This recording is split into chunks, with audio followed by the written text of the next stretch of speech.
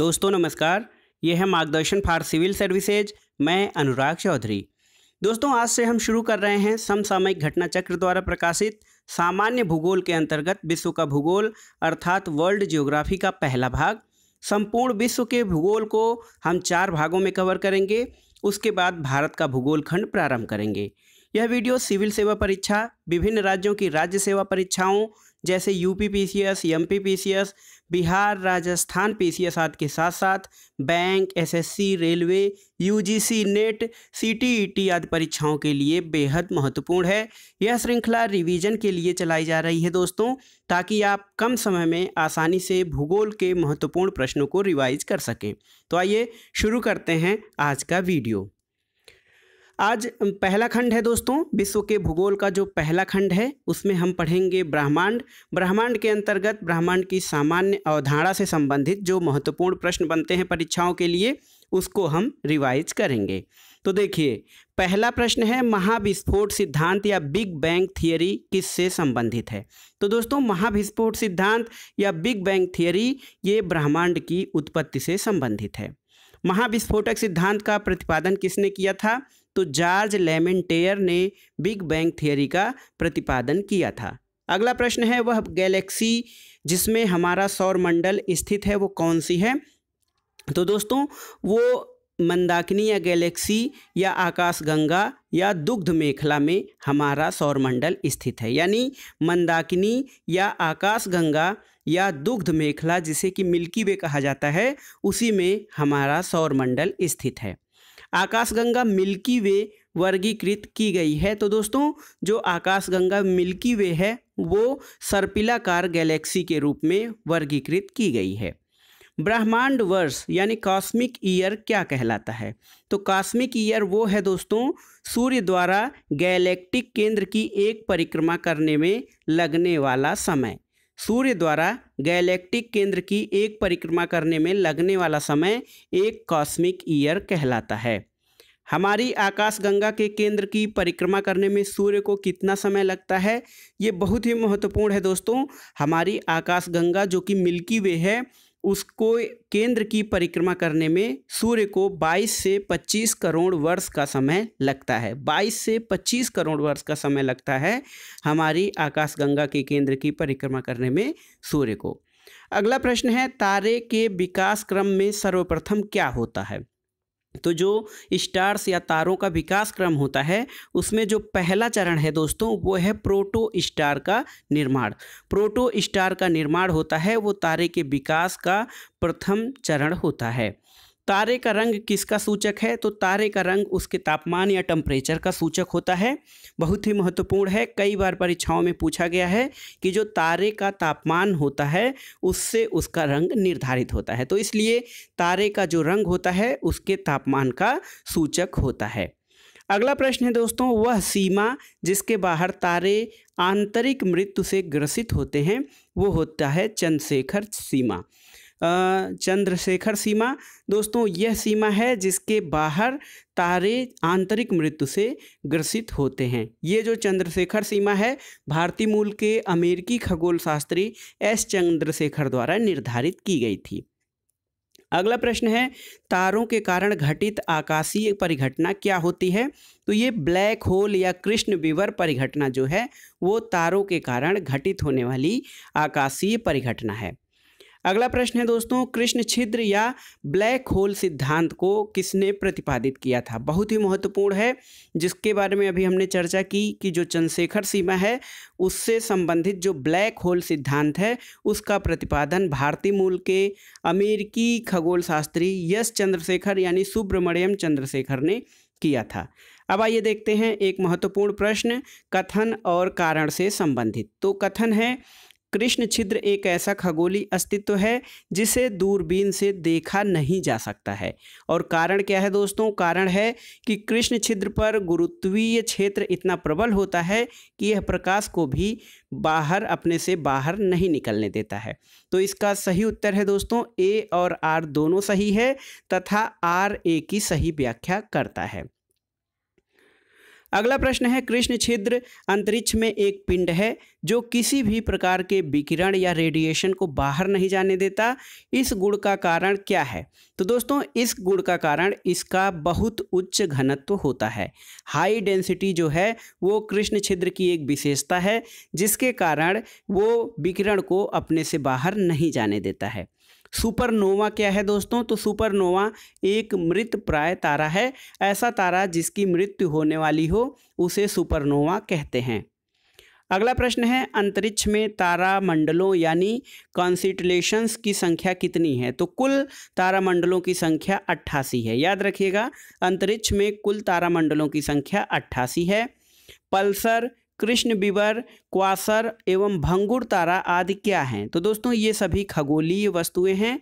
अंतरिक्ष में क्या नहीं पाया जाता है? तो अंतरिक्ष में ब्रिटल स्टार और कृष्ण मास्टर नहीं पाया जाता है। एक प्रश्न है, एक निश्चित आकृति में व्यवस्थित ताराओं का समूह क्या कहलाता है? बहुत ही महत्वपूर्ण प्रश्न है दोस्तों। एक निश्चित आकृति में व्यवस्थित ताराओं का जो समूह है वो नक्षत्र कहलाता है, न कि तारामंडल। अगला प्रश्न है, हब्बल टेलीस्कोप से पहली बार एक दूरस्थ तारे के सतह की छाया भेजी थी, उस तारे का नाम क्या था? तो बीट लग्यूस जो तारा था उसके सतह का जो छाया भेजी थी हब्बल अंतरिक्ष टेलीस्कोप ने पहली बार, उस तारे का नाम है बीट लग्यूस। और अगला प्रश्न है, सौरमंडल के 8 ग्रह हैं, आप सभी जानते हैं। तो जो 8 ग्रह हैं सौरमंडल में, 8 ग्रह में सर्वाधिक माध्य घनत्व किसका है? तो वो दोस्तों सर्वाधिक माध्य घनत्व, सर्वाधिक घनत्व की बात नहीं हो रही है, सर्वाधिक माध्य घनत्व की या औसत घनत्व की बात हो रही है। तो ये दोस्तों पृथ्वी का है, जो कि 5.5 ग्राम प्रति सेंटीमीटर घन यानी प्रति घन सेंटीमीटर, 5.5 ग्राम प्रति घन सेंटीमीटर है पृथ्वी का माध्य घनत्व, जो कि सौरमंडल के सभी ग्रहों में अधिकतम है। अगला प्रश्न है, पृथ्वी और सूर्य के बीच स्थित अंतरिक्ष यान में बैठे व्यक्ति को जो है वो दिखाई पड़ेगा कि पहला है आकाश का रंग स्याह काला है और दूसरा तारे टिमटिमाते नहीं हैं। तो ये दोनों घटनाएं पृथ्वी और सूर्य के बीच स्थित अंतरिक्ष यान में बैठे व्यक्ति को दिखाई देगा। पहली चीज़ ये कि आकाश का रंग स्याह काला है और दूसरी घटना ये दिखाई देगी कि तारे टिमटिमाते नहीं हैं। अगला प्रश्न है दोस्तों, पृथ्वी के संगठन में मुख्य तत्व क्या है? तो पृथ्वी के संगठन में मुख्य तत्व लोहा होता है जिसकी मात्रा 35% है, ऑक्सीजन 30% और सिलिकॉन जो कि 15% है। तो सबसे महत्वपूर्ण तत्व लोहा है 35%, ऑक्सीजन 30% और सिलिकॉन 15%। प्रकाश वर्ष किसकी इकाई है? तो दोस्तों प्रकाश वर्ष दूरी की इकाई है या दूरी का मात्रक है, न कि यह प्रकाश का मात्रक है। तो याद रखिएगा, प्रकाश वर्ष या लाइट ईयर जो होता है लंबी दूरी को मापने के लिए जो है वो जो ग्रह नक्षत्र या जो खगोलीय पिंड हैं उनके बीच की दूरी को नापने के लिए प्रकाश वर्ष इकाई का प्रयोग किया जाता है। एक प्रकाश वर्ष यानी 1 लाइट ईयर कितने के बराबर होता है? तो एक प्रकाश वर्ष का मान 9.461 इंटू 10⁻15 मीटर के बराबर होता है। यानी हिंदी में ऐसे कहें तो 9.46 गुणे 10 के घाते 15 मीटर एक प्रकाश वर्ष की लंबाई होती है।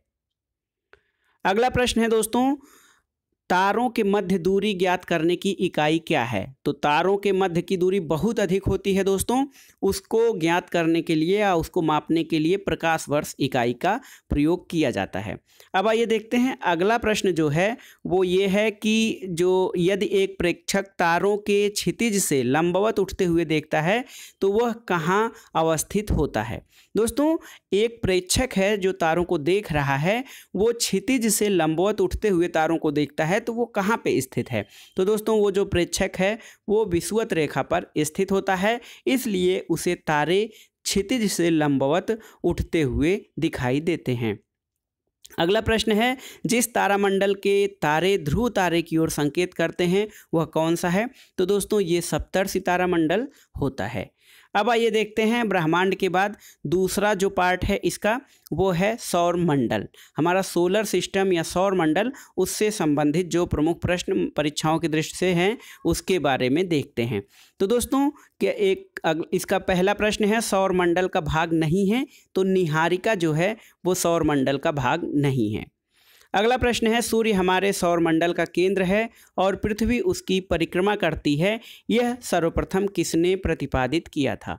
तो ये जो दृष्टिकोण है कि सूर्य हमारे सौरमंडल का केंद्र है और पृथ्वी उसकी परिक्रमा करती है, इस सिद्धांत का प्रतिपादन सबसे पहले कोपरनिकस ने किया था। अगला प्रश्न है, सौरमंडल का निर्माण कब हुआ था? तो दोस्तों सौरमंडल का निर्माण 4.6 बिलियन वर्ष पूर्व हुआ था। हमारे सौर परिवार के संदर्भ में सही कथन क्या है? तो दोस्तों सही कथन है कि हमारे सौर परिवार के सभी ग्रहों में पृथ्वी सघनतम है। अभी आपने पढ़ा है कि सर्वाधिक माध्य घनत्व यानी 5.5 ग्राम प्रति घन सेंटीमीटर जो है वो घनत्व पृथ्वी का है, सर्वाधिक घनत्व है सभी ग्रहों में। तो ये जो है हमारे सौर परिवार के ग्रहों के संदर्भ में सही कथन है। अगला प्रश्न है, सौर मंडल में कुल कितने ग्रह हैं? तो दोस्तों सौर मंडल में कुल ग्रहों की संख्या 8 है और अगस्त 2006 से पूर्व ग्रहों की संख्या 9 थी। यम जो दोस्तों यम ग्रह है या नेपच्यून जिसे कहा जाता है, पहले वह भी ग्रहों की श्रेणी में शामिल था, लेकिन 2006 में जो इंटरनेशनल एस्ट्रोनॉमिकल यूनियन की बैठक हुई थी उसमें से उसे ग्रहों की सूची से बाहर निकाल दिया गया और अब कुल 8 ग्रह बचे हैं। अगला प्रश्न है, सूर्य से दूरी के क्रम में वह 2 ग्रह जो मंगल और यूरेनस के बीच होते हैं, तो ये हैं दोस्तों बृहस्पति और शनि। ये सूर्य से दूरी के क्रम में मंगल और यूरेनस के बीच स्थित होते हैं।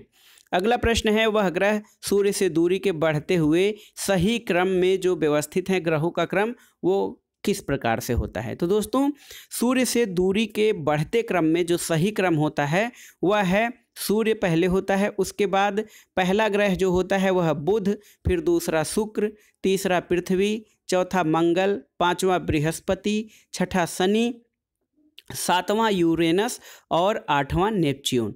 तो दोस्तों ये ग्रहों का क्रम होता है, बुध शुक्र पृथ्वी मंगल, बृहस्पति शनि अरुण वरुण।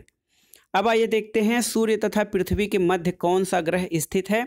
तो सूर्य और पृथ्वी के मध्य बुध और शुक्र 2 ग्रह स्थित हैं।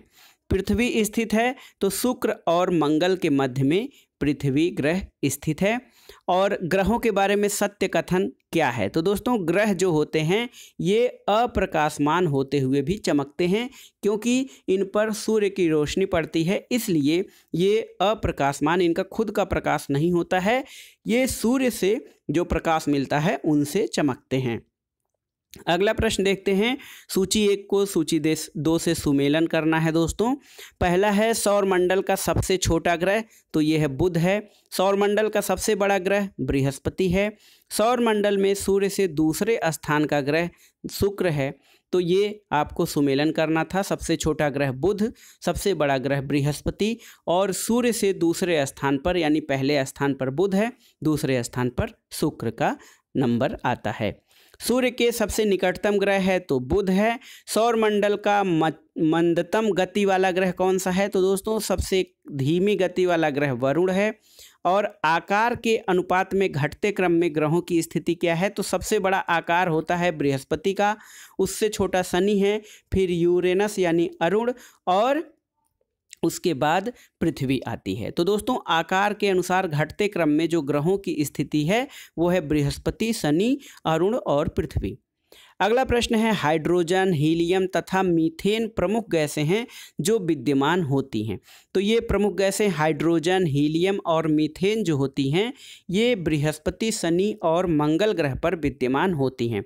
बृहस्पति, शनि और मंगल ग्रह पर हाइड्रोजन, हीलियम और मीथेन ग्रह विद्यमान होती हैं। अगला प्रश्न है दोस्तों, गोल्डीलॉक्स जोन। गोल्डीलॉक्स जोन का संदर्भ क्या होता है? तो गोल्डीलॉक्स जोन का अर्थ होता है दोस्तों भूपृष्ठ के ऊपर वास योग्य यानी रहने योग्य मंडल की सीमाएं या आवासीय क्षेत्र, वो गोल्डीलॉक्स जोन कहलाता है। अगला प्रश्न देखते हैं जो कि सुमेलन से संबंधित है। ग्रह और जो है सूची 2, सूची 1 का सूची 2 से मिलान करना है। उसमें पहला है ग्रह है तो यूरेनस एक ग्रह है, उपग्रह चंद्रमा उपग्रह है, पुच्छल तारा हैली पुच्छल तारा है, और कृत्रिम उपग्रह ये मेराइनर जो मानव निर्मित या मानव द्वारा प्रक्षेपित किए जाते हैं उपग्रह, तो वो कृत्रिम उपग्रह है। अब आइए देखते हैं दोस्तों सूर्य से संबंधित महत्वपूर्ण परीक्षोपयोगी प्रश्न। पहला प्रश्न है सूर्य के केंद्र में उपस्थित पदार्थ कौन से होते हैं। तो दोस्तों सूर्य के केंद्र में जो उपस्थित पदार्थ होते हैं वो गैस और प्लाज्मा के रूप में होते हैं। सूर्य की ऊर्जा उत्पन्न होती है तो सूर्य की ऊर्जा का जो स्रोत है दोस्तों वो नाभिकीय संलयन है, बहुत ही महत्वपूर्ण है। सूर्य की ऊर्जा का स्रोत नाभिकीय संलयन है। उसके नाभिक में हाइड्रोजन के अणु हाइड्रोजन और हीलियम में आपसी संलयन होता है जो कि उसकी ऊर्जा का स्रोत है। अगला प्रश्न है हीरक वलय या डायमंड रिंग एक दृश्य है जिसे कहाँ देखा जा सकता है। तो दोस्तों डायमंड रिंग केवल पूर्णतया पद चिन्ह के परिघीय क्षेत्रों पर देखा जाता है। हीरक वलय केवल पूर्णतया पथ चिन्ह के परिघीय क्षेत्रों पर देखा जाता है। सूर्य ग्रहण कब होता है। तो दोस्तों सूर्य ग्रहण हमेशा जो आपको याद होगा छोटी कक्षाओं में आपने पढ़ा होगा कि चंद्र ग्रहण हमेशा पूर्णिमा के दिन होता है और जो सूर्य ग्रहण होता है वो अमावस्या के दिन होता है। तो आपको याद रखना होगा सूर्य ग्रहण जो होता है वो प्रतिपदा या न्यू मून के दिन होता है, हमेशा सूर्य ग्रहण अमावस्या के दिन होता है, और चंद्र ग्रहण जो होता है वो पूर्णिमा के दिन होता है। तो नीचे देखिए सूर्य ग्रहण होता है केवल अमावस्या के दिन, अमावस्या को प्रतिपदा या न्यू मून भी कहा जाता है। सूर्य ग्रहण कब होता है। दोस्तों ये एक खगोलीय घटना है सूर्य ग्रहण। सूर्य ग्रहण चंद्रमा जब सूर्य और पृथ्वी के बीच आ जाता है, चंद्रमा जब सूर्य और पृथ्वी के बीच आ जाता है तो सूर्य ग्रहण होता है। अब देखिए खग्रास या पूर्ण सूर्य ग्रहण केवल सीमित भूक्षेत्र में दिखाई पड़ता है क्योंकि पृथ्वी के अनुप्रस्थ परिच्छेद की तुलना में पृथ्वी पर पड़ने वाली चंद्रमा की छाया का आकार छोटा होता है, इसलिए पूर्ण सूर्य ग्रहण केवल बहुत सीमित भूभाग में दिखाई देता है। अगला प्रश्न है दोस्तों सूर्य का प्रभामंडल या हैलो प्रकाश के अपवर्तन से उत्पन्न होता है। तो ये पच्छाभ मेघों के हिम स्फटिकों में सूर्य का प्रभामंडल प्रकाश के अपवर्तन से उत्पन्न होता है। अगला प्रश्न है एक खगोलीय एकक वानी 1 एस्ट्रोनॉमिकल यूनिट औसत दूरी कितनी होती है। तो दोस्तों एक खगोलीय यूनिट यानी 1 एस्ट्रोनॉमिकल यूनिट औसत दूरी है पृथ्वी और सूर्य के बीच की। पृथ्वी और सूर्य के बीच की दूरी को एक खगोलीय इकाई कहा जाता है। पृथ्वी और सूर्य के बीच की औसत दूरी कितनी है। तो ये होती है पृथ्वी और सूर्य के बीच की औसत दूरी 150 × 10⁶ किलोमीटर यानी 150 × 10⁻6 किलोमीटर ये सूर्य और पृथ्वी के बीच की औसत दूरी है। दोस्तों सूर्य से पृथ्वी की दूरी जो है वो है 149.6 मिलियन किलोमीटर, और पृथ्वी सूर्य से निकटतम दूरी पर कब होती है। तो ये 3 जनवरी को जब पृथ्वी सूर्य की परिक्रमा करती है, 3 जनवरी को ऐसी स्थिति आती है जब वह सूर्य से निकटतम दूरी पर होती है। और सूर्य का आकार पृथ्वी से कितना बड़ा है 109.2 गुना, यानी जो सूर्य है वो पृथ्वी से 110 गुना यानी 100 गुना से अधिक बड़ा होता है आकार में। अगला प्रश्न है बुध ग्रह से संबंधित। तो वह ग्रह जो कम समय में सूर्य का चक्कर लगाता है, सबसे कम समय में सबसे निकट स्थित है बुध ग्रह, इसलिए वो बहुत तेज़ी से या बहुत कम समय में सूर्य का चक्कर लगा लेता है। उसका परिक्रमण पथ या परिक्रमण पथ जो होता है वो बहुत कम है। तो बुध है ये 87.96 दिन यानी लगभग 88 दिन में सूर्य का एक चक्कर लगाता है। 2 ग्रह जिनके उपग्रह नहीं हैं वो कौन से हैं। तो बुध और शुक्र ऐसे ग्रह हैं जिनके कोई उपग्रह नहीं हैं। सत्य कथन बताना है किसी पिंड का एल्बिडो परावर्तित प्रकाश में देखने पर उसकी चाक्षुष युक्ति यानी ब्राइटनेस निर्धारित करता है, ये सत्य कथन है। अब आइए देखते हैं शुक्र ग्रह से संबंधित कुछ महत्वपूर्ण प्रश्न। तो सौर मंडल का सर्वाधिक गर्म ग्रह है शुक्र, और इसे इवनिंग स्टार कहा जाता है। और इसके अलावा जो भोर का तारा morning star, evening star and morning star दोनों वीनस यानी शुक्र ग्रह को कहा जाता है। इसके अलावा ये सर्वाधिक तापमान वाला ग्रह है। अब देखिए कथन कारण से संबंधित प्रश्न। तो कथन है, शुक्र ग्रह पर मानव जीवन का होना अत्यधिक असंभाव्य है। कारण है कि शुक्र के वायुमंडल में कार्बन डाइऑक्साइड का अत्यधिक उच्च स्तर है। तो ये का जो इसका उत्तर है दोस्तों, ए और आर दोनों सही है, और आर ए की सही व्याख्या भी करता है। शुक्र ग्रह पर मानव जीवन की संभावना बहुत कम है, क्योंकि यहाँ पर हाई डेंसिटी कार्बन डाइऑक्साइड उच्च स्तर पर विद्यमान है, और इसी के कारण यहाँ पर ग्रीन हाउस जो इफेक्ट है वो उत्पन्न होता है, और उसकी सतह अत्यधिक गर्म हो जाती है। पृथ्वी की जुड़वा बहन कहे जाने वाले ग्रह का क्या नाम है? तो ये है शुक्र दोस्तों। और मैगेलन अंतरिक्ष यान कहाँ भेजा गया था? तो शुक्र ग्रह के लिए मैगेलन अंतरिक्ष यान भेजा गया था। अब आइए देखते हैं हमारी ग्रह पृथ्वी से संबंधित जो महत्वपूर्ण प्रश्न हैं उनके संबंध में। पृथ्वी गोलाकार है, यह सर्वप्रथम किसने कहा था? तो दोस्तों अरस्तु ने सबसे पहले कहा था कि पृथ्वी गोलाकार है। पृथ्वी या एक जीवधारी के रूप में पृथ्वी का वैज्ञानिक नाम क्या है? तो एक जीवधारी के रूप में पृथ्वी का वैज्ञानिक नाम ग्रीन प्लैनेट है, यानी हरित ग्रह। हमारी पृथ्वी का नाम हरित ग्रह या ग्रीन प्लैनेट है। और पृथ्वी का व्यास कितना है? तो ये है दोस्तों 12,756 किलोमीटर पृथ्वी का व्यास है। कथन कारण से संबंधित प्रश्न है। कथन है कि पृथ्वी पर एक स्थान से बढ़ते हुए अक्षांश वाले दूसरे स्थान पर किसी वस्तु का वजन घटता है। कारण है कि पृथ्वी एक परिशुद्ध गोला नहीं है। तो दोस्तों एक गलत है। पृथ्वी पर एक स्थान से बढ़ते हुए अक्षांश वाले दूसरे स्थान पर किसी वस्तु का वजन बढ़ता है, ये सही नहीं है। लेकिन पृथ्वी एक परिशुद्ध गोला नहीं है, यह सही कथन है। अगला प्रश्न है, पृथ्वी के तरल अभ्यंतर यानी आउटर कोर के समान चंद्रमा का अभ्यंतर कैसा है? तो वो दोस्तों चंद्रमा का अभ्यंतर श्यान द्रव के रूप में है। और भूपर्पटी में बहुतायत से पाया जाने वाला रासायनिक तत्व कौन सा है? तो ये है ऑक्सीजन। भूपर्पटी में बहुतायत से पाया जाने वाला रासायनिक तत्व। पृथ्वी तक पहुंचने के लिए सूर्य से चला प्रकाश कितना समय लेता है? तो दोस्तों आप जानते हैं कि जो प्रकाश है उसकी चाल 3 लाख किलोमीटर प्रति सेकंड होती है, और सूर्य से उसके प्रकाश को पृथ्वी तक पहुंचने में 8 मिनट 17 सेकंड का समय लगता है। 8 मिनट 17 सेकंड यानी लगभग 500 सेकंड का समय लगता है सूर्य से पृथ्वी तक उसके प्रकाश को आने में। वह तारा जो पृथ्वी के सर्वाधिक निकट है तो वो दोस्तों सूर्य है, और पृथ्वी का निकटतम ग्रह शुक्र है। पृथ्वी को सूर्य की परिक्रमा करने में कितना समय लगता है? तो दोस्तों 365.25 दिन, यानी 365 सही 1/4 दिन एक परिक्रमण करने में उसको समय लगता है। अपने परिक्रमा पथ में पृथ्वी किस माध्य वेग से सूर्य का चक्कर लगाती है? तो ये है दोस्तों 29.8 किलोमीटर प्रति सेकंड के वेग से पृथ्वी सूर्य का चक्कर लगाती है। अगला प्रश्न है, पृथ्वी परिभ्रमण करती हुई प्रति मिनट करीब करीब कितनी दूरी तय कर लेती है? तो दोस्तों पृथ्वी परिभ्रमण करती हुई प्रति मिनट 27.83 किलोमीटर की दूरी तय करती है। और पृथ्वी की परिक्रमण धुरी या ध्रुवीय धुरी सदा झुकी होती है। तो ये दीर्घवृत्तीय धुरी से 23.5 अंश पर ये धुरी हमेशा झुकी होती है। सत्य कथन है। तो दोस्तों सत्य कथन ये है कि पृथ्वी की चुंबकीय विषुवत रेखा दक्षिण भारत में थुम्बा से गुजरती है। एक और सत्य कथन है कि पृथ्वी के अक्ष के उत्तरी सिरे को उत्तरी ध्रुव कहते हैं, और पृथ्वी के अक्ष के समानांतरता है।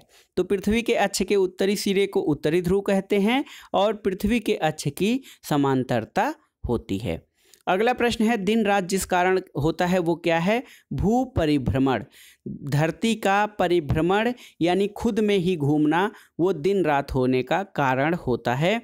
और जब दिन रात की अवधि बराबर होती है तो सूर्य की किरणें कहाँ सीधी पड़ती हैं? तो ये विषुवत रेखा या भूमध्य रेखा पर सूर्य की किरणें सीधी पड़ती हैं जब दिन और रात दोनों बराबर होते हैं। अब आइए देखते हैं अगला प्रश्न, मौसम बदलने का कारण क्या होता है। तो पृथ्वी का सूर्य के चारों ओर चक्कर लगाना और अपने अक्ष पर झुका होना, ये मौसम बदलने का कारण होता है। अगला प्रश्न है दोस्तों, पृथ्वी के पृष्ठ पर किसी विशेष बिंदु पर विचार कीजिए। जैसे दिल्ली शहर दिन में उदाहरण दोपहर 12 बजे, वहाँ का तापमान सर्दियों की अपेक्षा गर्मियों में सामान्यतः अधिक होता है, क्योंकि पृथ्वी पर गिरने वाली सूर्य की किरणें सर्दी में पृथ्वी के पृष्ठ की दिशा में अधिक झुकी हुई होती हैं और तिर्यक होने से जो किरणें तिर्यक होती हैं, इस कारण उनका तापमान सर्दियों की अपेक्षा गर्मियों में अधिक होता है। अगला प्रश्न है, अगर सूर्य और पृथ्वी के बीच की दूरी 1/4 कम हो जाए तो सबसे अधिक संभावना क्या होगी। तो सबसे अधिक संभावना ये होगी कि हमारे वर्ष की अवधि जो है वो कम हो जाएगी। अगला प्रश्न है, पृथ्वी पर मरुभूमि होने की संभावना सबसे अधिक कहाँ होती है। तो ये 23 डिग्री अक्षांश के पास मरुभूमि होने की या मरुस्थल होने की संभावना सबसे अधिक होती है। अगला प्रश्न, कथन कारण। कथन है कि कृत्रिम उपग्रह हमेशा पृथ्वी से पूर्वी दिशा में छोड़े जाते हैं।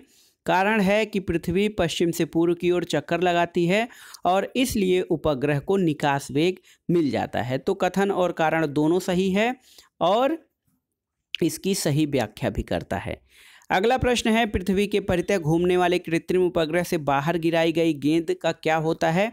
तो वो पृथ्वी के परितः उपग्रह के समान आवर्तकाल के साथ उसी के साथ कक्षा में घूमती रहेगी। अगला प्रश्न है, पृथ्वी ग्रह की संरचना में प्रादार या मेंटल के नीचे कोड किसका बना होता है। तो दोस्तों, जो पृथ्वी के नीचे मेंटल होता है उसके नीचे का कोर जो होता है, कोर या क्रोड या सेंट्रल भाग सर्वाधिक वो लौह और निकेल से बना होता है। पृथ्वी दिवस कब मनाया जाता है। तो दोस्तों, पृथ्वी की सुरक्षा और इसके संरक्षण तथा इसके महत्व से लोगों को जागरूक करने के लिए पृथ्वी दिवस प्रतिवर्ष 22 अप्रैल को मनाया जाता है। अगला प्रश्न है, मंगल यानी मार्स से संबंधित। एक ग्रह के दिन का मान और उसके अक्ष का झुकाव लगभग पृथ्वी के दिनमान और झुकाव के समान है। यह किस ग्रह के बारे में सही है। तो ये मंगल ग्रह के बारे में कहा गया है। कथन कारण है दोस्तों, कथन है कि पृथ्वी द्वारा सूर्य की परिक्रमा की समयावधि की तुलना में मंगल ग्रह द्वारा सूर्य की परिक्रमा की समयावधि कम होती है और कारण है कि मंगल ग्रह का व्यास पृथ्वी के व्यास की तुलना में कम है।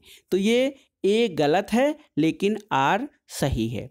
ए गलत है और आर सही है दोस्तों।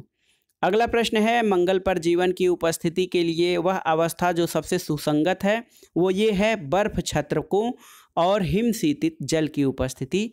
जल की उपस्थिति है तो ये अवस्था मंगल ग्रह पर जीवन के लिए सर्वाधिक संभावित अवस्था है। पृथ्वी के अलावा अन्य ग्रह पर जीवन की संभावना है क्योंकि वहाँ पर पर्यावरण जीवन के लिए बहुत अनुकूल है। वो कौन सा है। तो दोस्तों, पृथ्वी के अलावा यूरोपा जो कि बृहस्पति का उपग्रह है, वहाँ पर अन्य जीवन की संभावना है क्योंकि यहाँ का जो पर्यावरण है वो जीवन के लिए बहुत अनुकूल माना गया है। फिनिक्स और मार्स लैंडर मंगल ग्रह की सतह पर उतरा था। तो दोस्तों, फिनिक्स मार्स लैंडर जो है वो मंगल ग्रह की सतह पर 25 मई 2008 को उतरा था। अगला प्रश्न बृहस्पति से संबंधित है। तो ये देखते हैं, बृहस्पति ग्रह के चंद्रमाओं की खोज किसने की थी। तो गैलीलियो ने की थी। सौरमंडल का सबसे बड़ा ग्रह बृहस्पति या जुपिटर है और ये सबसे भारी ग्रह भी है बृहस्पति।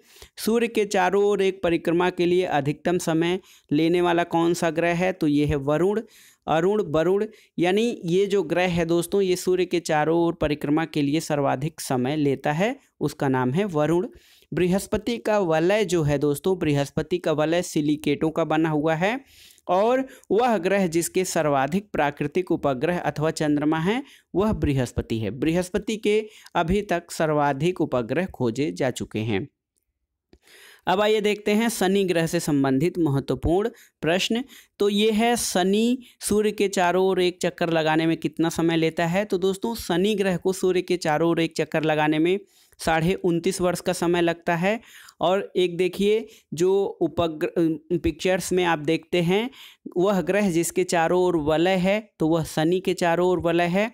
और अपनी यात्रा के 7 वर्षों के बाद अंतरिक्ष यान कैसिनी ने जून 2004 में जिस ग्रह का चक्कर लगाना प्रारंभ किया था वो है शनि ग्रह। शनि यानी एक कैसिनी उपग्रह है, वो शनि के लिए भेजा गया था। शनि ग्रह जिस ग्रह से गर्म है वह है नेपच्यून ग्रह। और टाइटन सबसे बड़ा उपग्रह किसका है, तो शनि ग्रह का सबसे बड़ा उपग्रह जो है वो टाइटन है। अब आइए देखते हैं अरुण, वरुण और प्लूटो से संबंधित महत्वपूर्ण प्रश्न। यूरेनस ग्रह के चारों ओर एक परिक्रमा में कितना समय लेता है, तो यूरेनस को सूर्य की परिक्रमा करने में 84 वर्ष का समय लगता है। जिस ग्रह या बौना ग्रह का वर्ष दीर्घतम होता है वह प्लूटो है।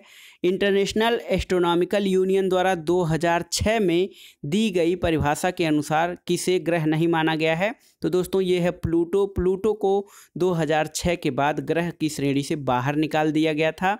सौर परिवार का सबसे छोटा ग्रह बुध है और सौर मंडल का सबसे ठंडा ग्रह नेपच्यून है। और सौर जगत का सबसे दूर का ग्रह कभी वरुण या कभी यम है। और देखते हैं दोस्तों निक्स और हाइड्रा किसके उपग्रह हैं, तो निक्स और हाइड्रा ये चंद्रमा हैं प्लूटो के। अब आइए देखते हैं चंद्रमा से संबंधित महत्वपूर्ण प्रश्न। तो मानव ने चंद्रमा पर पहला कदम कब रखा था, वर्ष 1969 ईस्वी में। सी ऑफ ट्रैंक्विलिटी यानी शांति का सागर कहाँ स्थित है, ये चंद्रमा पर स्थित है। कथन कारण से संबंधित, चांद का सदैव एक अभिन्न फलक ही पृथ्वी की ओर अभिमुख होता है। कारण है क्योंकि चांद अपने अक्ष पर 23.5 दिवस में घूर्णन पूरा करता है, जो लगभग उतनी ही अवधि है जिसमें वह पृथ्वी की परिक्रमा पूरी करता है। तो दोस्तों ए सही है लेकिन आर गलत है। दूसरा कथन कारण है कि कथन है पृथ्वी पर चंद्रमा के पृष्ठ का केवल एक फलक ही दिखाई देता है। और कारण इसका क्या है कि अपने अक्ष पर चंद्रमा के घूर्णन का काल उसके पृथ्वी के चारों ओर घूर्णन के काल के लगभग बराबर होता है। तो दोस्तों इसमें कथन और कारण दोनों सही हैं और कारण कथन का सही स्पष्टीकरण भी करता है। अगला प्रश्न है चंद्रमा के धरातल पर दो व्यक्ति एक दूसरे की बात क्यों नहीं सुन सकते हैं, क्योंकि चंद्रमा पर वायुमंडल नहीं है और आवाज़ या ध्वनि के संचरण के लिए माध्यम की आवश्यकता होती है। चंद्र ग्रहण कब होता है, तो सूर्य और चंद्रमा के बीच जब पृथ्वी आ जाती है तो चंद्र ग्रहण होता है। और वह परिस्थिति जिसमें चंद्र ग्रहण होता है तो ये पूर्णिमा या पूर्ण चंद्र या फुल मून की स्थिति में चंद्र ग्रहण होता है। दोस्तों 14 नवंबर 2016 को पूर्णिमा के चंद्रमा के सामान्य से अधिक चमकदार होने के लिए मुख्य कारण क्या उत्तरदायी था, तो दोस्तों ये था चंद्रमा का पृथ्वी का सबसे निकटतम दूरी पर रहने के कारण, अर्थात पूर्ण उपभू या फुल पेरिजी पर होने के कारण यह अधिक शक्तिशाली या चमकदार था। जब अर्धचंद्र होता है तो सूर्य पृथ्वी तथा चंद्रमा के बीच का कोण कितना होता है, तो अर्धचंद्र की स्थिति में सूर्य पृथ्वी और चंद्रमा के बीच का कोण 90 डिग्री होता है।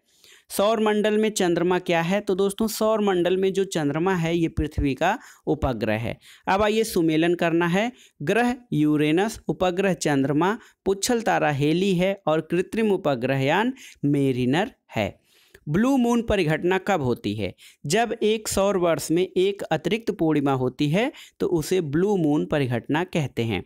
जब किसी वस्तु को पृथ्वी से चंद्रमा पर ले जाया जाता है तो क्या होता है, उसका भार घट जाता है। और कितना घटता है, 1/6, मतलब 1/6 भाग रह जाता है पृथ्वी की तुलना में चंद्रमा पर किसी वस्तु का भार।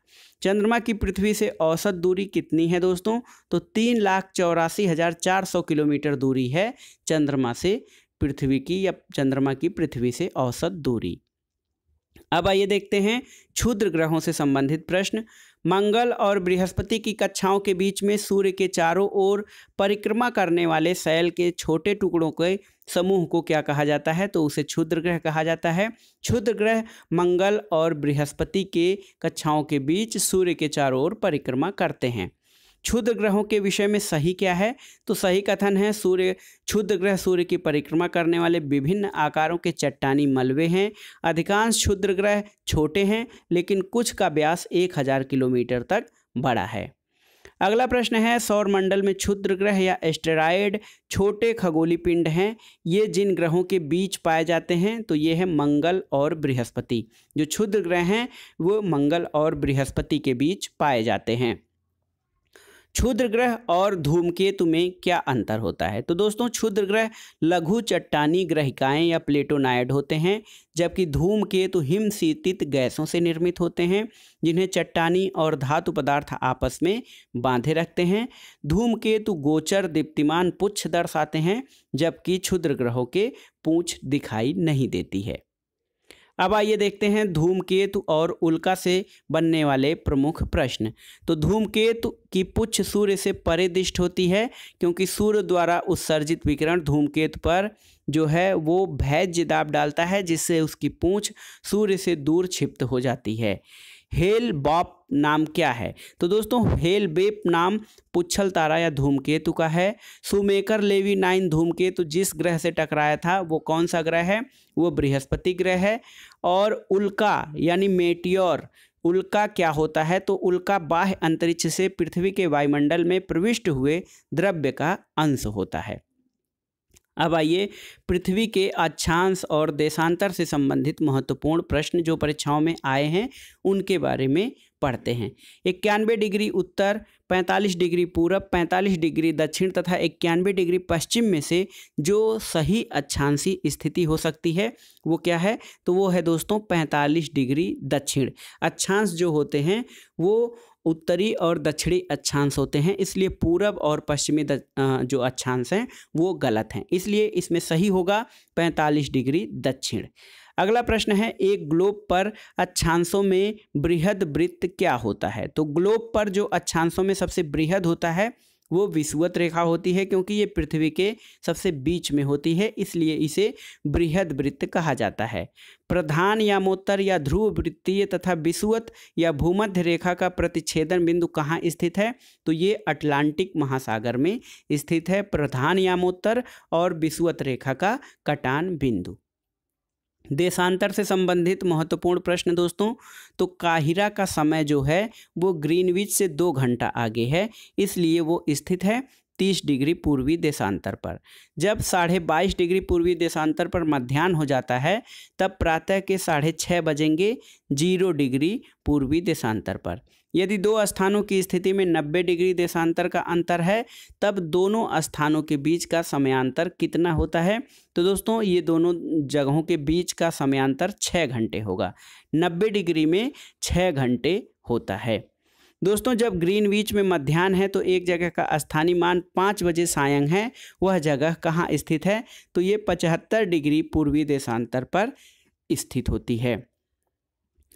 और देखिए दोस्तों, ये है वह देशांतर जो प्रधान यामोत्तर के साथ मिलकर ग्लोब पर बृहद वृत्त का निर्माण करता है, ये है 180 डिग्री देशांतर। नई सहस्राब्दी के सूर्योदय की प्रथम किरण भारत के जिस एक यामोत्तर यानी मेरिडियंस में दिखाई देती है वह है 93 डिग्री 30 मिनट उत्तरी जो यामोत्तर है वहाँ पे पहली किरण दिखाई देती है। अब आइए देखते हैं किसी स्थान का मानक समय या स्टैंडर्ड टाइम निर्धारित करने का आधार क्या होता है? तो प्रधान यामोत्तर रेखा या प्रधान माध्याह्न रेखा जो होती है वो किसी स्थान के मानक समय निर्धारित करने का आधार होती है। प्रधान यामोत्तर कहाँ से नहीं गुजरती है? तो ये नाइजर से नहीं गुजरती है। और प्रधान यामोत्तर या ग्रीनविच मीन टाइम कहाँ से होकर गुजरती है? तो ये कुल 9 देशों से होकर गुजरती है। यूके यानी United Kingdom, Spain, France, Algeria, Mali, Burkina Faso, Tonga, Ghana तथा अंटार्कटिका यानी दक्षिणी ध्रुव से। अगला प्रश्न है दोस्तों देशांतर से संबंधित, अक्रा, डबलिन, मैड्रिड एवं लिस्बन में से जिसका समय जीएमटी के समान है वो कौन सी जगह है? तो दोस्तों, अक्रा, डबलिन और लिस्बन इन जगहों का जो मान है, समय मान है, वो ग्रीनविच मीन टाइम या जीएमटी के समान है। ग्रीनविच माध्य समय से आगे पीछे के क्रम की दृष्टि से देशों के मानक समय का सही क्रम क्या है? तो ये है दोस्तों जापान, इराक, ग्रीस और क्यूबा तथा कोस्टारिका।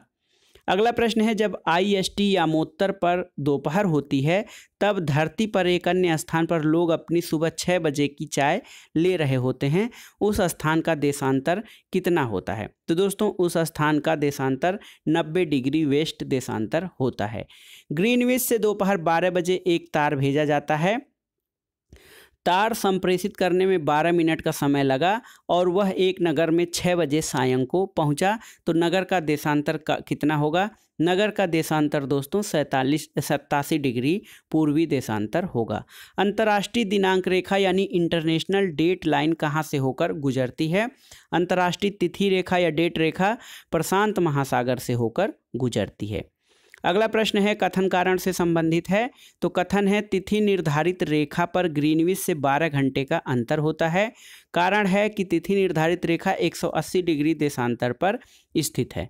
तो ये कथन और कारण दोनों सही है और कारण जो है एक ही सही व्याख्या करता है। अगला प्रश्न है, ग्लोब की वह देशांतर रेखा जिस पर दो स्थलों के बीच की न्यूनतम दूरी नहीं होती है, तो वो है अंतर्राष्ट्रीय तिथि रेखा। अंतर्राष्ट्रीय तिथि रेखा वह देशांतर रेखा है जिस पर दो स्थानों के बीच की न्यूनतम दूरी कुछ नहीं होती है। अगला प्रश्न है, यदि पृथ्वी के घूर्णन की दिशा उत्क्रमित कर दी जाए तो जब अंतर्राष्ट्रीय तिथि रेखा पर दोपहर होगा तो भारतीय समय या मानक समय कितना होगा? तो ये होगा 6:30 बजे सुबह। वह जलडमरू मध्य जो अंतर्राष्ट्रीय तिथि रेखा के सर्वाधिक निकट है वह है बेरिंग जलडमरू मध्य। और किसी जहाज को सबसे कम समय में एक स्थान से दूसरे स्थान तक जाने के लिए समुद्री हवा, समुद्री धारा, अक्षांश एवं देशांतर में से मार्ग कौन सा बनाना चाहिए? तो उसे देशांतर को बनाना चाहिए। किसी जगह का स्थानीय मान 6 बजे प्रातः है जबकि ग्रीनविच मीन टाइम 3 बजे प्रातः है, तो जगह की देशांतर रेखा कितनी होगी? तो वो होगी 45 डिग्री पूरब में। अब आइए देखते हैं विषुवत रेखा भूमध्य रेखा से संबंधित। तो पृथ्वी की भूमध्य रेखा की कुल लंबाई कितनी है? पृथ्वी की भूमध्य रेखा की कुल लंबाई 40,000 किलोमीटर है। भूमध्य रेखा कहाँ से होकर गुजरती है? तो भूमध्य रेखा दोस्तों कुल 13 देशों से होकर गुजरती है। साओ टोम और प्रिंसिप, गैबन, कांगो गणराज्य, कांगो लोकतांत्रिक गणराज्य, Uganda, Kenya, Somalia, Maldives, Indonesia, Kiribati, Ecuador, Colombia और ब्राज़ील। जबकि जो प्रधान यामोत्तर रेखा है वो 9 देशों से होकर गुजरती है, जबकि विषुवत रेखा या भूमध्य रेखा कुल 13 देशों से होकर गुजरती है। जिस अक्षांश पर वार्षिक तापांतर या एनुअल रेंज ऑफ टेम्परेचर सबसे कम होता है तो वो है भूमध्य रेखा। भूमध्य रेखा पर जो तापांतर है, वार्षिक तापांतर सबसे कम होता है क्योंकि यहाँ वर्ष भर तापमान बहुत अधिक होता है, कम नहीं होता है। कोलंबो, जाकार्ता, मनीला एवं सिंगापुर में से भूमध्य रेखा के सर्वाधिक निकट कौन सा नगर स्थित है? तो ये है दोस्तों सिंगापुर, ये भूमध्य रेखा के सर्वाधिक निकट स्थित है। भूमध्य रेखा, कर्क रेखा और मकर रेखा तीनों जिस महाद्वीप से होकर गुजरती हैं वो कौन सा महाद्वीप है? वो है अफ्रीका महाद्वीप। अफ्रीका महाद्वीप से भूमध्य रेखा, कर्क रेखा और मकर रेखा तीनों रेखाएं होकर गुजरती हैं। अब आइए देखते हैं कर्क एवं मकर रेखा से संबंधित प्रश्न। मकर संक्रांति के समय कर्क रेखा पर दोपहर के सूर्य का उन्नतांश कितना होता है? तो 66.5 डिग्री होता है मकर संक्रांति के समय कर्क रेखा पर दोपहर के सूर्य का उन्नतांश। कर्क रेखा कहाँ से होकर गुजरती है? तो दोस्तों कर्क रेखा हवाई द्वीप, USA, मैक्सिको, बहामास, माली, मारिटानिया, नाइजर, अल्जीरिया, चाड, लीबिया, सऊदी अरब, मिस्र, संयुक्त अरब अमीरात, भारत, बांग्लादेश, म्यांमार, चीन, ओमान और ताइवान से होकर कर्क रेखा गुजरती है। मकर रेखा गुजरती है तो मकर रेखा Brazil, Australia, Paraguay, Madagascar, Argentina, Mozambique, Chile, दक्षिण अफ्रीका, फ्रेंच पोलिनेशिया जो फ्रांस के अधीन है, बोत्सवाना और नामीबिया से होकर गुजरती है। अगला प्रश्न है, जब सूर्य की किरणें मकर रेखा पर लंबवत चमकती हैं तब क्या होता है? तो दोस्तों उत्तर पश्चिम भारत में उच्च वायुदाब विकसित होता है जब सूर्य की किरणें मकर रेखा पर लंबवत चमकती हैं। अब आइए देखते हैं दिन और रात से संबंधित प्रश्न। तो विषुव या इक्विनाक्स वर्ष के दो काल जब दिन और रात बराबर होते हैं, तो ये है दोस्तों 20-21 मार्च और 22-23 सितंबर। यानी 21 मार्च और 23 सितंबर को दिन और रात बराबर होते हैं। वर्ष भर रात और दिन कब बराबर होते हैं? तो वर्ष भर रात और दिन कहाँ पर बराबर होते हैं? भूमध्य रेखा या विषुवत रेखा पर पूरे वर्ष दिन और रात बराबर होते हैं। उत्तरी गोलार्ध में कर्क संक्रांति के समय 12 घंटे का दिन कहाँ पे होता है? तो ये विषुवत रेखा पर। और इसके अलावा उत्तरी गोलार्ध में वर्ष का सबसे छोटा दिन कब होता है? 22 दिसंबर, 21-22 दिसंबर को उत्तरी गोलार्ध में सबसे छोटा दिन होता है। वर्ष का सबसे बड़ा दिन कब होता है? तो 20-21 जून को वर्ष का सबसे बड़ा दिन होता है, जबकि सबसे छोटा दिन 21-22 दिसंबर को होता है। दक्षिणी गोलार्ध में सबसे बड़ा दिन कब होता है? तो दक्षिणी गोलार्ध में 21-22 दिसंबर को सबसे बड़ा दिन होता है। और ग्रीष्म अयनांत प्रतिवर्ष कब होता है? ये है 20-21 जून को ग्रीष्म अयनांत होता है, और वह तिथि जिसमें दोपहर को आपकी छाया सबसे छोटी होती है। तो 21 जून जो होता है उसमें दोपहर को आपकी छाया सबसे छोटी होती है। अब आइए देखते हैं पृथ्वी की उत्पत्ति एवं भूगर्भिक इतिहास से संबंधित महत्वपूर्ण प्रश्न। वह विद्वान जिसने सुझाव दिया कि पृथ्वी की उत्पत्ति गैसों और धूल कणों से हुई है, तो उस विद्वान का नाम है ओ स्मिड। ओ स्मिड में कहा था कि पृथ्वी की उत्पत्ति गैसों और धूल कणों से हुई है। अगला प्रश्न है, पृथ्वी की आयु निर्धारित करने में जिस विधि का प्रयोग किया जाता है वह है यूरेनियम डेटिंग विधि। और महान हिम युग का संबंध किससे है? महान हिम युग का संबंध प्लीस्टोसीन युग से है। अब आइए देखते हैं अगला प्रश्न, वह काल जिसे प्रायः लघु हिमालय माना गया है, तो ये है दोस्तों लघु हिमकाल। 1300 ईस्वी से 1870 ईस्वी को लघु हिमकाल माना गया है। डायनासोर का समय क्या था? तो आज से 6 करोड़ 70 लाख वर्ष पूर्व डायनासोर का समय था। महाद्वीपों के अलग होने का कारण क्या है? तो ये प्लेट विवर्तनिकी या विवर्तन की क्रिया जो है वो महाद्वीपों के अलग होने का कारण है। भारत प्राचीन सुपर महाद्वीप गोंडवाना लैंड का भाग था। इसमें वर्तमान समय का कौन कौन सा भूभाग शामिल है? तो दोस्तों प्राचीन गोंडवाना लैंड में दक्षिण अमेरिका, अफ्रीका और ऑस्ट्रेलिया का भाग शामिल था। अगला प्रश्न है, पृथ्वी पर मूलतः एक ही विशाल भूखंड था जिसे क्या कहा जाता था? तो एक विशाल भूखंड को पैंजिया कहा जाता था, जबकि जो महासागर था उसे पैंथालसा कहा जाता था। महाद्वीपों में से गोंडवाना लैंड का भाग क्या नहीं था? तो दोस्तों दक्षिण अमेरिका जो महाद्वीप है और अफ्रीका और ऑस्ट्रेलिया ये गोंडवाना लैंड के भाग थे, जबकि उत्तर अमेरिका गोंडवाना लैंड का भाग नहीं था। पृथ्वी पर जीवन के प्रादुर्भाव का प्रथम जीवाश्मी साक्ष्य का काल कितना है? तो ये है लगभग 3.5 बिलियन वर्ष पूर्व, यानी 3.5 बिलियन वर्ष पूर्व पृथ्वी पर जीवन के प्रादुर्भाव का जीवाश्मी साक्ष्य उपलब्ध है। अगला प्रश्न है, वे घटनाएं जिसने जीवों के विकास को प्रभावित किया होगा, तो वो है महाद्वीपीय विस्थापन एवं हिमानी चक्र। ऐसी घटनाएं हैं जिन्होंने जीवों के विकास को प्रभावित किया होगा। वलन क्रिया किसका परिणाम है? तो पर्वत निर्माणकारी बल का परिणाम है वलन क्रिया। और पृथ्वी के पृष्ठ पर गतिक परिवर्तन लाने के लिए जिम्मेदार कौन है? तो दोस्तों पृथ्वी के पृष्ठ पर गतिक परिवर्तन लाने के लिए विद्युत चुंबकीय वितरण, भूतापीय ऊर्जा, गुरुत्वीय बल, प्लेट संचलन और पृथ्वी का घूर्णन तथा पृथ्वी का परिक्रमण, ये सभी घटनाएं जिम्मेदार हैं। अगला प्रश्न देखते हैं, चट्टानों से संबंधित है, सही कथन बताना है। परतदार चट्टानें पृथ्वी की सतह पर जलीय तंत्र द्वारा निर्मित होती हैं। परतदार चट्टानों के निर्माण में पूर्व विद्यमान चट्टानों का क्षरण सम्मिलित होता है। परतदार चट्टानों में जीवाश्म होते हैं और परतदार चट्टानें विशिष्ट रूप से परतों में पाई जाते हैं। ये सभी परतदार चट्टानों के बारे में सही कथन हैं। अवसादी शैलों के लिए सही कथन क्या है? तो ये शैलें स्तरों में निक्षेपित होती हैं। बलुआ पत्थर एक परतदार चट्टान है क्योंकि वह पानी के नीचे बनती है। आग्नेय चट्टानों के लिए कौन सा कथन सत्य है? तो ये क्रिस्टलीय और अक्रिस्टलीय दोनों प्रकार की हो सकती हैं। अगला प्रश्न है दोस्तों, काग्लोमेरेट, ग्रेनाइट शेल और बलुआ पत्थर में से एक चट्टान में जीवाश्म नहीं पाए जाते हैं। तो ग्रेनाइट में जीवाश्म नहीं पाए जाते हैं। रूपांतरित चट्टानों की उत्पत्ति कैसे होती है? आग्नेय और तलछटी दोनों प्रकार की चट्टानों से रूपांतरित या कायांतरित चट्टानों की उत्पत्ति होती है। ग्रेनाइट किसका उदाहरण है? तो दोस्तों ग्रेनाइट जो है वो आग्नेय चट्टानों का उदाहरण है। इसके अलावा अवसादी शैल का उदाहरण क्या है? तो अवसादी शैल का उदाहरण बालुका पत्थर, चूना पत्थर और सेल इत्यादि हैं। अब आइए देखते हैं ज्वालामुखी से संबंधित महत्वपूर्ण प्रश्न। ज्वालामुखी की सबसे अधिक गैस कौन सी निकलती है? तो ज्वालामुखी से सबसे अधिक जलवाष्प निकलता है। विश्व का सबसे ऊंचा ज्वालामुखी पर्वत कौन सा है? तो यह है माउंट कोटोपैक्सी। पृथ्वी के अंदर पिघले पदार्थ को क्या कहा जाता है? मैग्मा कहा जाता है। लावा के ठोस होने के परिणाम स्वरूप पृथ्वी के अंदर निर्मित चट्टानों को क्या कहा जाता है? तो वो प्लूटोनिक चट्टानें कही जाती हैं, जो लावा के ठोस होने के फलस्वरूप पृथ्वी के अंदर निर्मित होती हैं।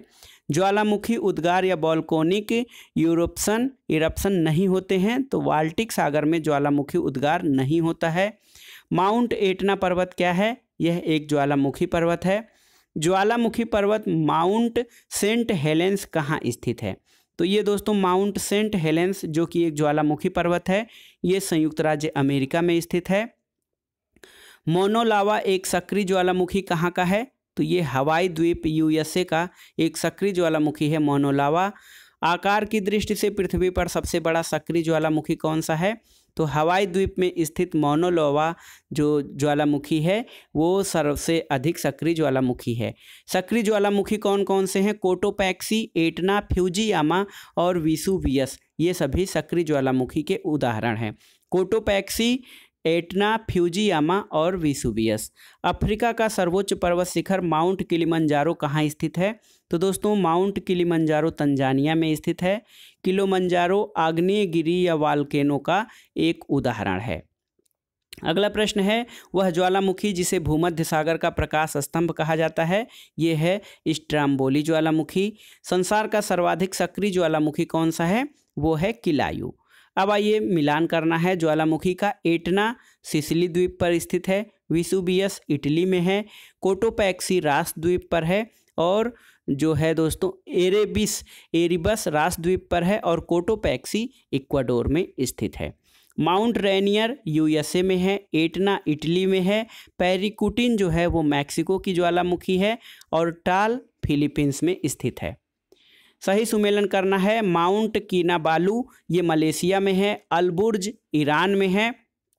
इसके अलावा दोस्तों एकांकांगुआ अर्जेंटीना में है और किलिमंजारो तंजानिया में स्थित है।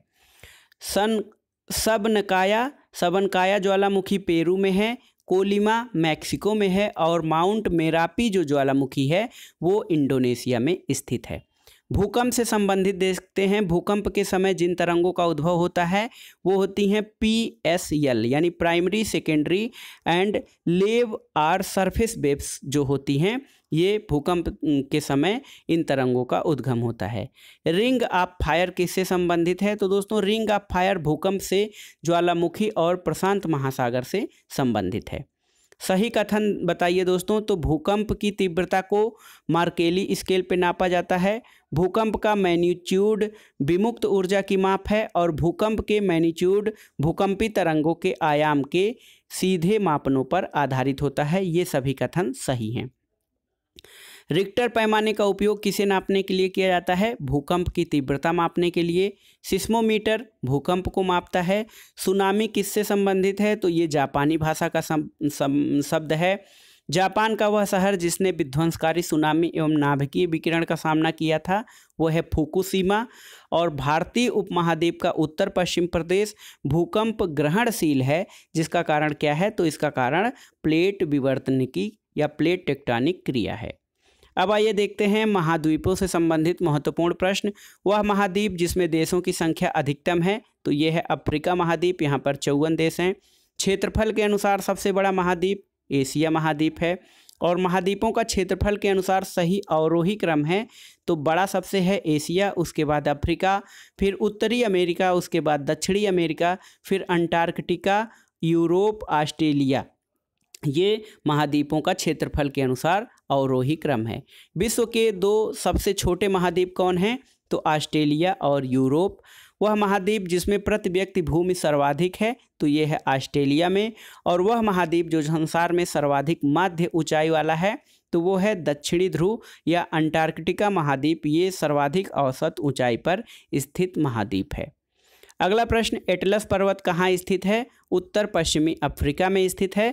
और वह महाद्वीप जिसमें उसके संपूर्ण क्षेत्रफल का मैदानी भाग प्रतिशत सर्वाधिक है। तो दोस्तों वह महाद्वीप जिसमें उसके संपूर्ण क्षेत्रफल का मैदानी भाग प्रतिशत सर्वाधिक है ये यूरोप महाद्वीप है।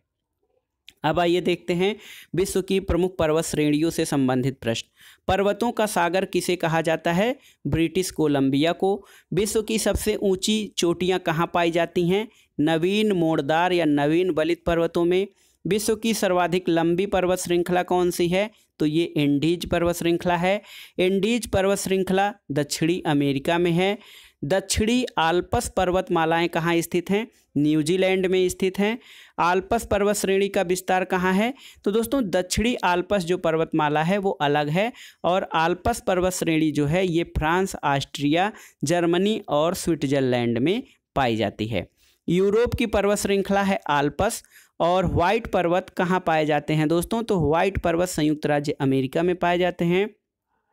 भारत और म्यांमार के बीच सीमा निर्धारित करने वाला पर्वत कौन सा है? बहुत ही महत्वपूर्ण है। बर्मीज अराकानयोमा पर्वत जो श्रृंखला है ये भारत म्यांमार के बीच सीमा निर्धारित करता है। हिमालय का विस्तार अराकानयोमा जिस देश में है वो म्यांमार में है। ब्लैक फॉरेस्ट पर्वत जर्मनी में है। राइन नदी के किनारे कौन सा पर्वत स्थित है? तो ब्लैक फॉरेस्ट है। ब्लैक पर्वत या ब्लैक माउंटेन कहाँ स्थित हैं? यूएसए में। याद रखिएगा ब्लैक फॉरेस्ट जर्मनी में है जबकि ब्लैक माउंटेन पर्वत यूएसए में स्थित हैं। पेनाइन यूरोप, अपलेशियन अमेरिका और अरावली जो भारत है ये किस श्रृंखला के उदाहरण हैं? तो ये पुरानी पर्वत श्रृंखला के उदाहरण हैं। ड्राकेंसबर्ग पर्वत कहाँ है? दक्षिणी अफ्रीका में। एटलस पर्वत ये अफ्रीका महाद्वीप में मोरक्को, अल्जीरिया और ट्यूनीसिया में स्थित है। अब आइए देखते हैं दोस्तों सही सुमेलन करना है पर्वत और उनके देशों से। तो अलेघनी पर्वत यूएसए में है। कैंटाब्रियन स्पेन में है। एल्बुर्ज ईरान में और मैकेंजी कनाडा में है। इसके अलावा कोसिस्को ऑस्ट्रेलिया में है। मैकिनले उत्तरी अमेरिका अलास्का श्रेणी में है। अल्ब्रुस यूरोप में और किलिमंजारो पर्वत अफ्रीका तंजानिया में स्थित है।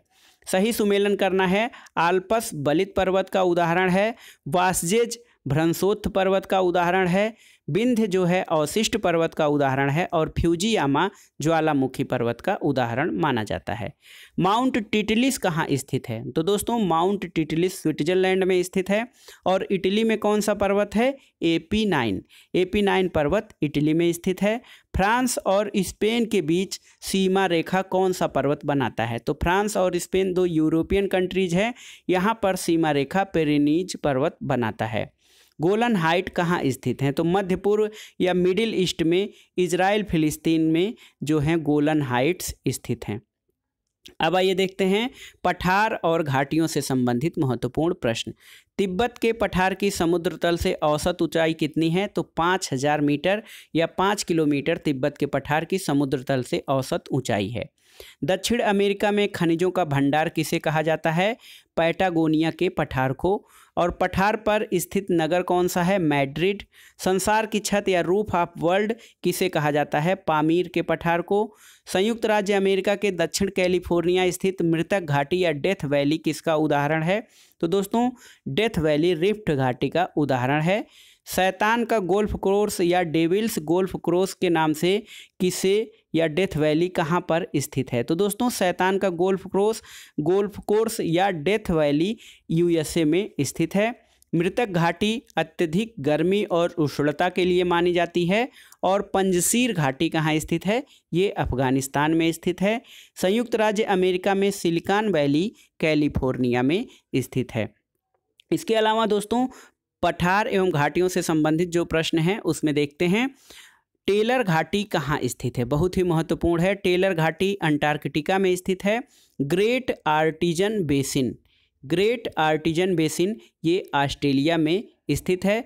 बृहद बेसिन या ग्रेट बेसिन कहाँ स्थित है? तो बृहद बेसिन यूएसए में है, ग्रेट आर्टिजन बेसिन ये ऑस्ट्रेलिया में स्थित है। राजाओं की घाटी, राजाओं की घाटी दोस्तों यानी कि ये जो घाटी है राजाओं की घाटी के नाम से जानी जाती है, मिस्र में या इजिप्ट में स्थित है। अंधी घाटियाँ कहाँ पाई जाती हैं? कार्स्ट प्रदेशों में दोस्तों अंधी घाटियाँ पाई जाती हैं। तो ये था आज का वीडियो। इसमें हमने देखा विश्व के भूगोल से संबंधित जो प्रारंभिक चैप्टर हैं, ब्रह्मांड, पृथ्वी और अन्य ग्रहों से संबंधित, पर्वत, पठार, ज्वालामुखी और भूकंप आदि चैप्टर से संबंधित जो परीक्षाओं की दृष्टि से महत्वपूर्ण प्रश्न हैं उनके बारे में। तो वीडियो आपको कैसा लगा हमें कमेंट बॉक्स में ज़रूर बताइएगा। वीडियो को लाइक करें, शेयर करें और इस चैनल मार्गदर्शन फॉर सिविल सर्विसेज को सब्सक्राइब अवश्य करें। वीडियो देखने के लिए धन्यवाद दोस्तों। नमस्कार।